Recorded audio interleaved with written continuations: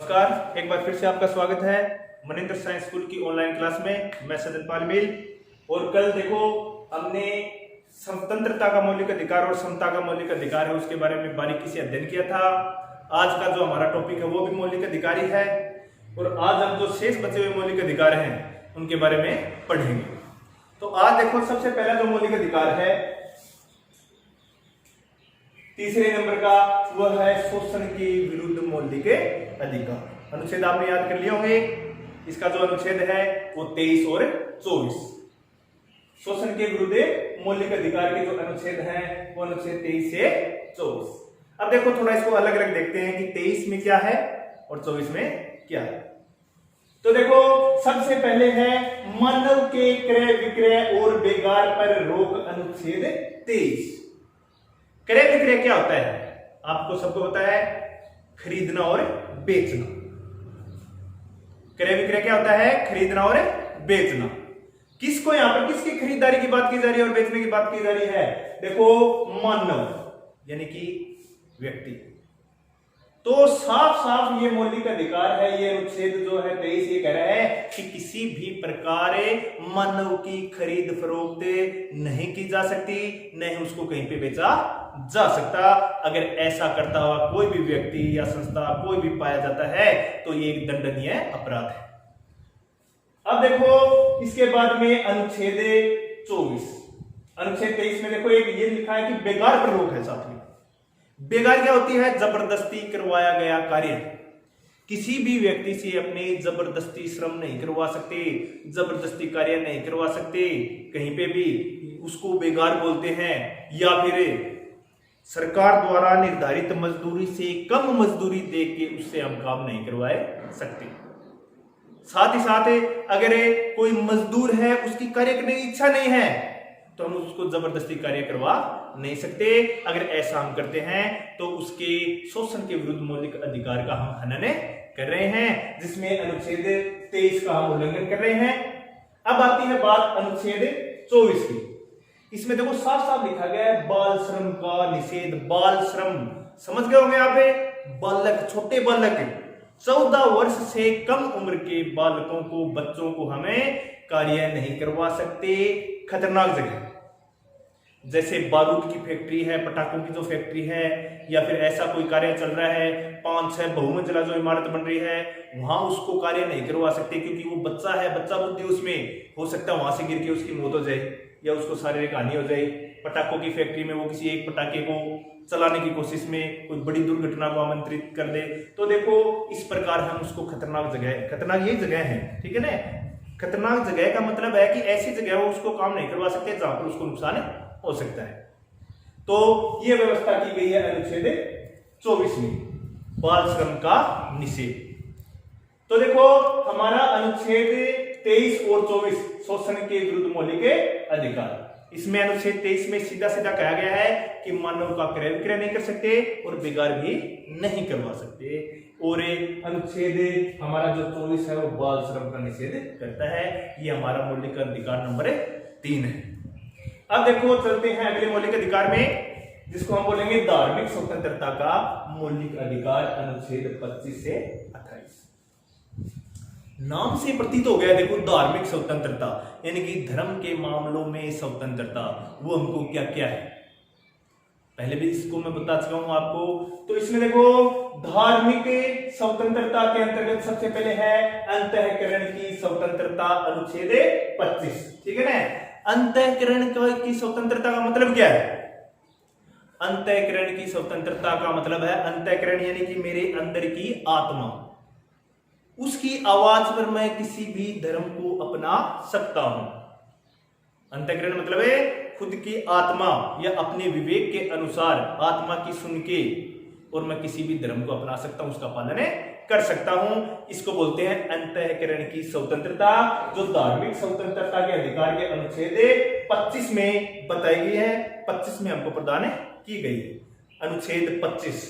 अब देखो इसके बाद में अनुच्छेद 25 हमारा क्लियर हुआ। फिर है धार्मिक मामलों में प्रबंधन करने की स्वतंत्रता, अनुच्छेद 26, जो धार्मिक संस्थाओं में मामलों के प्रबंधन को व्यक्त करता है। प्रबंधन का मतलब क्या है, हम कहीं भी किसी भी जगह कोई किसी भी धार्मिक जो कार्य है उसका प्रबंधन कर सकते हैं। जैसे धार्मिक मेला वगैरह है कोई, उसका आयोजन करवा सकते हैं, ठीक है, उसको बोलते हैं प्रबंधन। इसके अंतर्गत देखो क्या क्या दिया गया है कि धार्मिक संस्थाओं के निजी मामलों का प्रावधान है इसमें, यानी कि धार्मिक संस्थाओं के जो निजी मामले हैं उनका प्रबंधन कर सकते हैं।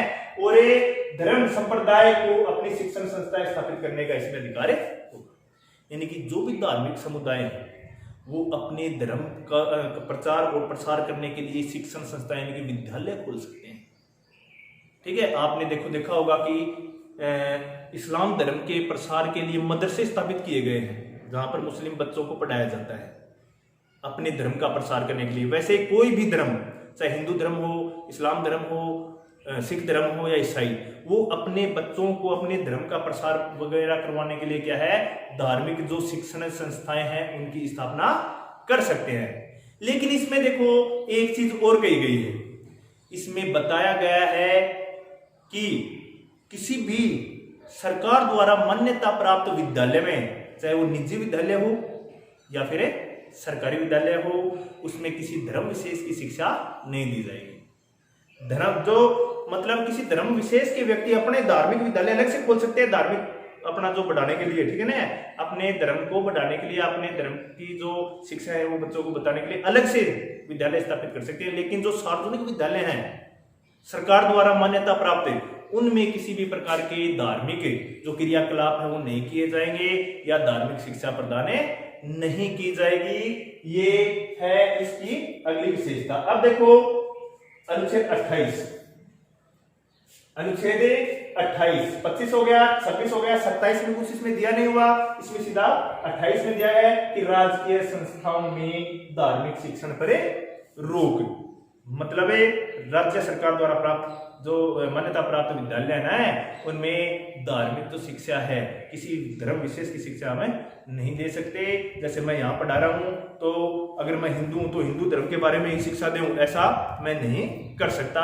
इसके लिए भारतीय संविधान ने अनुच्छेद 28 इसमें, और किसी भी व्यक्ति को जबरन किसी धर्म को मानने के लिए या मानने के लिए बाध्य भी नहीं किया जा सकता।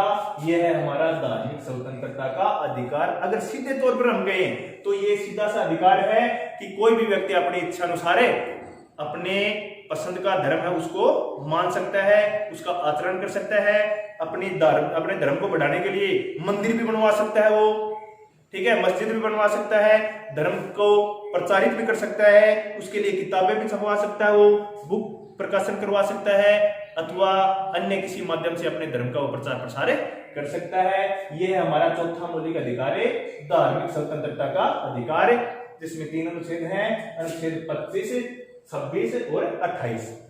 इसको बोलते हैं 25 से 28। ठीक है, अब अगले जो 2 मौलिक अधिकार है उनके बारे में हम देखते हैं। देखो 4 मौलिक अधिकार हो चुके हैं।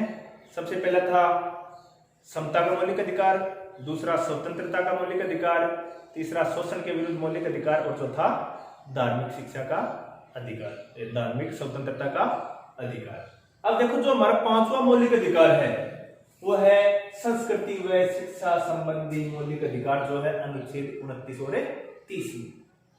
क्या है? संस्कृति व शिक्षा संबंधी मौलिक अधिकार 29 और 30। कुछ लोग इसको शिक्षा और संस्कृति का भी अधिकार बोल देते हैं।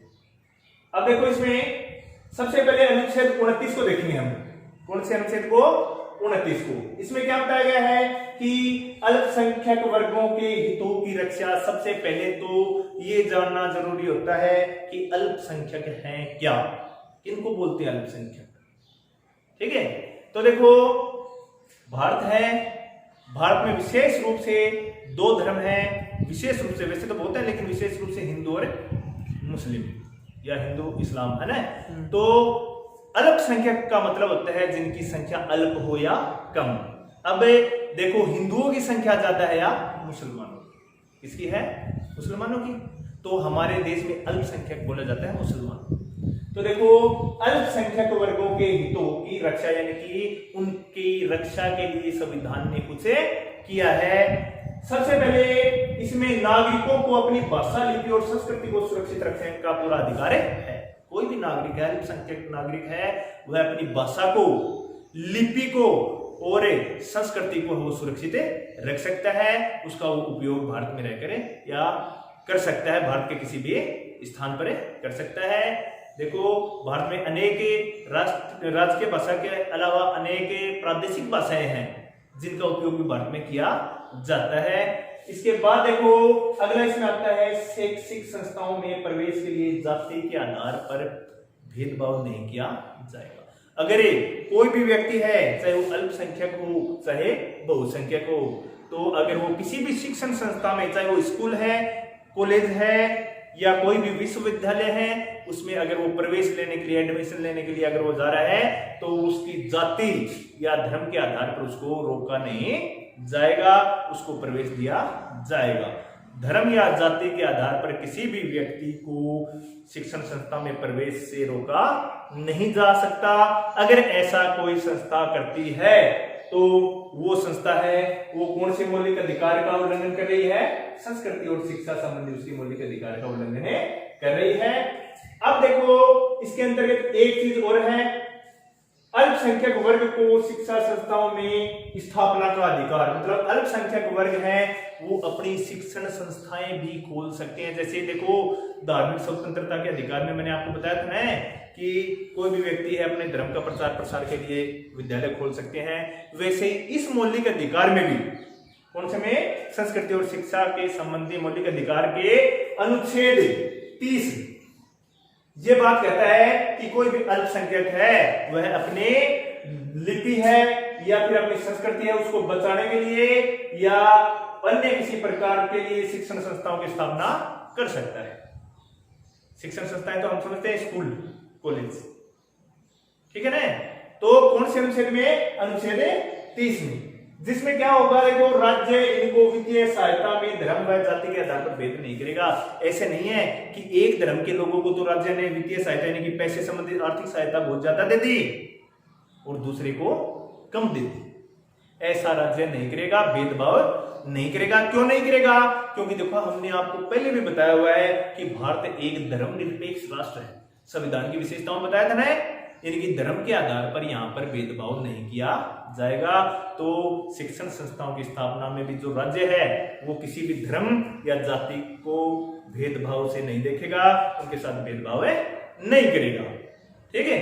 अब देखो, छठा जो मौलिक अधिकार है हमारा वो है संवैधानिक उपचारों का अधिकार, अनुच्छेद 32। अगर ये मौलिक अधिकार हटा दिया जाए तो आगे जो पीछे वाले जो 5 मौलिक अधिकार है उनका कोई महत्व नहीं रह जाता, फिर वो शून्य है। क्यों? क्योंकि ये एक ऐसा मौलिक अधिकार है जिसमें वैसे स्वयं में कुछ नहीं है, ये स्वयं कोई विशेषता नहीं है। जैसे देखो, सभी मौलिक अधिकारों में कुछ ना कुछ है, इसमें स्वयं का कोई वो ऐसा कोई खास प्रावधान नहीं है। बस इसका इतना कार्य है कि ये अन्य जो 500 मौलिक अधिकार है उनकी रक्षा करता है। ठीक है, पहरेदार है, ये हमारे संविधान का पहरेदार है, मौलिक अधिकारों का रक्षक है। इसको संविधान की आत्मा भी बोल देते हैं, हृदय भी बोल देते हैं, प्राण भी बोल देते हैं, बहुत नामों से इसको संबोधित किया जाता है। कैसे? किसी भी व्यक्ति के ऊपर जब संकट आता है तो न्यायालय की शरण लेता है, न्यायालय में उसके साथ न्याय होता है। वो जो न्याय होता है वो अनुच्छेद 32 के अनुसार होता है, यानी कि संवैधानिक उपचारों का मौलिक अधिकार। सर्वोच्च न्यायालय का दरवाजा खटखटा सकते हैं हम सीधे जाके अनुच्छेद 32 के अंतर्गत, सीधे दिल्ली जो दिल्ली में स्थित सर्वोच्च न्यायालय है वहां पर हम अपनी याचिका दायर कर सकते हैं। ये अधिकार हमें दिया संवैधानिक उपचारों के मौलिक अधिकार। अब देखो, हमारे विवाद होते हैं किससे हैं? न्यायालय में कब जाते हैं? अपने विवाद किससे होते हैं? या तो किसी व्यक्ति से हो सकता है, जैसे मैं हूं, मेरा किसी व्यक्ति से लड़ाई या झगड़ा या विवाद हो सकता है, या किसी भी संस्था से भी हो सकता है, सरकार से भी हो सकता है। तो ऐसा नहीं है कि वो मैं तो क्या हूं, कमजोर हूं और सरकार तो बहुत बड़ी संस्था है, उससे मैं कैसे जीत पाऊंगा। तो देखो, हमारे जो संवैधानिक उपचार के मौलिक अधिकार में है ना, हमारी न्यायपालिका की एक विशेषता है, जब सरकार और आम नागरिक के मध्य कभी भी ऐसे विवाद उत्पन्न होते हैं तो जो न्यायालय है वो पक्ष है वो कमजोर पक्ष का लेता है हमेशा। ठीक है, अब उसको उदाहरण बताता हूं मैं आपको। जैसे मान लो कोई भर्ती प्रक्रिया चल रही है, उसमें धांधली हो गई, हमारे को आशंका है कि इस भर्ती प्रक्रिया में मैं योग्य था और मेरा इसमें क्या है नंबर आना चाहिए था, लेकिन मेरे को उसमें प्रवेश नहीं दिया गया, तो मैं उस भर्ती प्रक्रिया के खिलाफ, उस संस्था के खिलाफ सीधा कहां जाऊंगा, सर्वोच्च न्यायालय, और वहां मेरे को न्याय मिलेगा। और हमारे भारत में काफी बार ऐसा होता भी है। ठीक है, ओके। तो देखो ये था हमारा संवैधानिक उपचारों का अधिकार, छठा मौलिक अधिकार, ठीक है ना। और ये हमारे सभी अधिकारों का रक्षक है। ये नहीं होगा तो मौलिक अधिकारों की कल्पना करना ही बेकार है। तो हमने देखो 6 मौलिक अधिकार पढ़ लिए, हम विस्तार से पढ़ लिए, हर एक अनुच्छेद को बारीकी से पढ़ लिया। यहां हमारे जो मौलिक अधिकारों का टॉपिक है वो समाप्त होता है। ठीक है, अब हम आगे के जो टॉपिक है नीति निर्देशक तत्व वगैरह उनके बारे में भी अध्ययन करेंगे। लेकिन देखो इस जो मौलिक अधिकारों के अंतर्गत एक ऐसा भी टॉपिक आता है जो परीक्षा में पूछा जाता है कि निवारक नजरबंदी क्या है। निवारक नजरबंदी ये क्या होता है? कभी आपने कानून सुना है निवारक नजरबंदी? 10वीं क्लास में आपने पढ़ा होगा, या जो हिस्ट्री के स्टूडेंट हैं उन्होंने एक पढ़ा होगा कि रोलेट एक्ट एक कानून बना था, अंग्रेजों ने बनाया था, जिसके बाद में असहयोग आंदोलन हुआ, जिसके अंतर्गत जलियांवाला जो बाग हत्याकांड भी उसके कारण ही हुआ था। देखो उसका विरोध कर रहे थे। रोलेट एक्ट में क्या था, किसी भी व्यक्ति को बिना किसी अपराध के गिरफ्तार करके जेल में डाल देते थे, और उसमें न तो कोई वकील कर सकता था वो, न कोई दलील, न कोई अपील। उसी से जुड़ा हुआ ये कानून है निवारक नजरबंदी। है क्या ये मैं बताता हूं आप लोग। आमतौर पर किसी भी व्यक्ति को कब गिरफ्तार किया जाता है? जब उसने क्या किया हो, कोई अपराध किया हो या अपराध में वो शामिल हो, तभी उसको अपराध सिद्ध होता हो, उसके बाद उसको गिरफ्तार किया जाएगा। लेकिन ये एक ऐसा कानून है जिसमें अगर पुलिस को ये डाउट हो जाए कि फलाना आदमी कोई अपराध करने वाला है, तो उस शंका के आधार पर भी उस व्यक्ति को गिरफ्तार कर लिया जाता है। यानी कि अपराध करने से पहले ही कोई धमकी मिल जाए या किसी प्रकार से ऐसे ज्ञात हो जाए कि 4 आदमी बैठे हैं, आज बैंक लूट सकते हैं या ये कोई क्राइम कर सकते हैं, तो उनको आशंका के आधार पर ही कि वो कोई जुर्म कर सकते हैं, उनको गिरफ्तार कर लिया जाता है। उसको बोलते हैं निवारक नजरबंदी। इसकी एक खासियत है, निवारक नजरबंदी है वो 3 महीने से अधिक एक बार के लिए नहीं होती। ये जो निवारक नजरबंदी है ना, निवारक नजरबंदी कानून है, ये हमेशा मतलब विवादों में रहा है, क्योंकि ऐसे जो कानून बनते हैं वो विवाद का विषय हो जाते हैं। अब विवाद में कैसे रहा है, इसका कारण है, मैं पुलिस में हूं, माना कि मैं पुलिस में, वाला कि मैं पुलिस में नहीं हूं, मैं टीचर हूं, ठीक है, उदाहरण दे रहा हूं मैं, मान लो मैं पुलिस वाला हूं और किसी व्यक्ति के साथ मेरी पर्सनल दुश्मनी है, जो व्यक्तिगत दुश्मनी है, तो मैं उसको निवारक नजरबंदी कानून के तहत गिरफ्तार करके 3 महीने तो जेल के अंदर डाल दूंगा, तो उसके तो 3 महीने वो तो बर्बाद हो गया ना। तो इस प्रकार इस कानून का बहुत बार दुरुपयोग होने की संभावना रहती है, इसलिए हमेशा से निवारक नजरबंदी है वो कानून है वो हमेशा विवाद में रहा है। तो निवारक नजरबंदी कानून पूछा जाता है क्या है, पूछेंगे आपसे कि 4 नंबर का प्रश्न आता है। देखो निवारक नजरबंदी कानून क्या है, इसमें आपको सीधा से लिखना है, आमतौर पर किसी भी व्यक्ति को तब गिरफ्तार किया जाता है जब उसने कोई अपराध किया हो। लेकिन निवारक नजरबंदी एक ऐसा कानून है जिसके आधार पर व्यक्ति को इस आशंका पर गिरफ्तार कर लिया जाता है कि वो कोई अपराध करने वाला है, और अधिकतम एक बार के लिए जो निवारक नजरबंदी है वो कानून में कितने 3 महीने के लिए होता है। ठीक है, तो ये देखो ये था हमारा निवारक नजरबंदी टॉपिक है। अब अगला टॉपिक, अब देखो इस चैप्टर में एक प्रश्न बनता है जो बहुत ही मुख्य प्रश्न है कि मौलिक अधिकार की आवश्यकता क्या है और इसके महत्व को समझाइए। क्या प्रश्न आएगा कि मौलिक अधिकारों की आवश्यकता और महत्व को समझाइए। मौलिक अधिकार तो हमने पढ़ लिया क्या क्या है, 6 मौलिक अधिकार थे, उनको बारीकी से हमने पढ़ लिया। लेकिन कई बार प्रश्न क्या आ जाता है कि भारतीय संविधान में नागरिकों को मौलिक अधिकार क्यों दिए गए, क्या जरूरी थे, या मौलिक अधिकारों की जो महत्व है इसको बताइए। ठीक है ना, क्यों जरूरी थी, देखो आवश्यकता क्या थी और महत्व क्या है।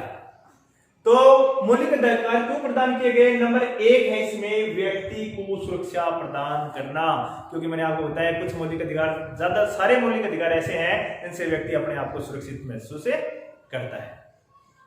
ठीक है, व्यक्ति है वो स्वतंत्र रूप से कार्य कर सकता है, घूम फिर सकता है, क्योंकि सारे मौलिक अधिकार हमारे को प्रदान किए गए हैं। तो सबसे पहले इसकी विशेषता ये है कि व्यक्ति को सुरक्षा प्रदान करना, दूसरे व्यक्ति के अत्याचार से हमारे को बचाते हैं, कोई हमारे अधिकार का हनन न कर ले इसलिए बचाते हैं, तो इसलिए मौलिक अधिकार जरूरी है। दूसरा इसमें देखो, शासन की स्वेच्छाचारिता पर रोक। अब शासन की स्वेच्छाचारिता क्या होती है? शासन क्या होता है? सरकार। स्वेच्छाचारिता मतलब मनमानी, यानी कि सरकार की मनमानी से भी हमारे को मौलिक अधिकार बचाते हैं। अगर मौलिक अधिकार हमारे को नहीं मिले होंगे ना, तो सरकार है वो हमारा शोषण कर सकती है, तानाशाह भी बन सकती है। अब इसलिए सरकार हमारा शोषण नहीं कर सकती, क्यों? क्योंकि संविधान ने हमारे को मौलिक अधिकार दे रखे हैं। अगर हम शासकों के खिलाफ बोल जाते हैं तो भी देखो हमारे संविधान में हमारे को जो विचार अभिव्यक्ति की स्वतंत्रता दी गई है ना, इसलिए हमारे को मतलब जो सरकार है वो प्रतिबंधित नहीं कर सकती। अगर ये नहीं होता तो सरकार के खिलाफ बोलने वाला कभी भी क्या है, जेल से बाहर नहीं होता है। फिर देखो अगला है न्यायिक सुरक्षा। न्यायिक सुरक्षा क्या है? कल भी मैंने आपको बताया था कि कोई भी व्यक्ति है वो न्यायालय से सुरक्षा प्राप्त कर सकते हैं, यानी कि दूसरा व्यक्ति अगर हमारे अधिकारों का हनन करे तो हम न्यायपालिका की शरण में जा सकते हैं। ठीक है, और अगर कोई गिरफ्तार किया हुआ व्यक्ति है वो उसके भी कुछ अधिकार होते हैं, कल हमने बारीकी से उसको पढ़ा था। तो मौलिक अधिकार हमारे को न्यायिक सुरक्षा प्रदान करते हैं। इसके बाद में लोकतंत्र के आधार स्तंभ। लोकतंत्र के आधार स्तंभ का मतलब क्या है? कि लोकतंत्र है वो इन मौलिक अधिकारों के ऊपर ही टिका हुआ है। अगर मौलिक अधिकार नहीं होंगे तो लोकतंत्र की जगह फिर तानाशाही राजतंत्र कुछ भी स्थापित हो सकता है। आधार स्तंभ क्या होते हैं? स्तंभ मतलब खंबे जिन पर कुछ टिका हो, ठीक है ना। आधार स्तंभ क्या होते हैं? खंबे जिन पर कुछ टिका हो। अब देखो ये है आधार स्तंभ, ये स्तंभ है, और ये मान लो लोकतंत्र है। अगर ये और लोकतंत्र के इसके आधार स्तंभ क्या है? ये मौलिक अधिकार। अगर इनको हटा लिया जाए, मौलिक अधिकार नहीं होंगे तो लोकतंत्र गिर जाएगा, कोई और स्थापना हो जाएगी, किसी और प्रकार की शासन प्रणाली हो जाएगी। जैसे हमारा जो घर है ना, ये जो क्लास है या जो भी घर है वो किस पे टिका होता है? दीवारों पे। ये छत है वो किस पे टिकी हुई है? दीवारों पे। इसके स्तंभ ऐसे मान लो ये दीवारें हैं, अगर इन दीवारों को नीचे से निकाल दिया जाए तो छत का क्या होगा? क्या रह सकेगी क्या छत? नहीं होगी ना, वो भी नीचे आ जाएगी। उसी प्रकार है जो हमारे मौलिक अधिकार है ना, वो लोकतंत्र के कौन से स्तंभ है? इन दीवारों की तरह स्तंभ है। अगर वो नहीं होंगे तो शासन स्वेच्छाचारी हो जाएगा। हो सकता है कि लोकतंत्र की जगह फिर अधिनायक तंत्र यहाँ पर या तानाशाही व्यवस्था स्थापित हो जाए। तो ये भी क्या है? हमारे मौलिक अधिकारों की एक इसमें महत्व है या जरूरी है। अब समझ आ गया होगा आपको कि मौलिक अधिकारों की आवश्यकता क्यों है। अगर वो नहीं होंगे तो क्या होगा? तो देखो मौलिक अधिकारों की आवश्यकता क्यों है? क्योंकि एक तो व्यक्ति को सुरक्षा प्रदान करते हैं, दूसरा शासन की स्वेच्छाचारिता पर रोक, तीसरा न्यायिक सुरक्षा, चौथा लोकतंत्र के आधार स्तंभ, और पांचवा समानता के कारण। तो ये देखो आज का हमारे जो टॉपिक है वो बचे हुए जो मौलिक अधिकार हमने वो देख लिए, इसके साथ निवारक नजरबंदी भी देखी, और ये प्रश्न जो मौलिक अधिकारों की आवश्यकता क्या है ये भी, बाकी अध्ययन हम कल करेंगे। तो मेरा आपसे ये कहना है कि जो हमारा चैनल है इसको सब्सक्राइब करिए, जिससे आने वाले जो वीडियो है वो आपको आप तक पहुंच जाए। और उस सब्सक्राइब के पास एक बेल आइकन है, घंटी का निशान, उसको भी आप क्लिक कर दें, उसको भी दबा दें, जिससे नया नोटिफिकेशन अपने आपके पास पहुंच सके। फिर आपको एक बार बता देता हूं कि आसपास के आपके जो साथी हैं, जो बच्चे हैं जिन तक वीडियो नहीं पहुंच रही है, वो अपने व्हाट्सएप जो नंबर है वो विद्यालय में प्रदान करें, जिससे आपके पास है आने वाली वीडियो आसानी से पहुंच सके। तब तक के लिए धन्यवाद।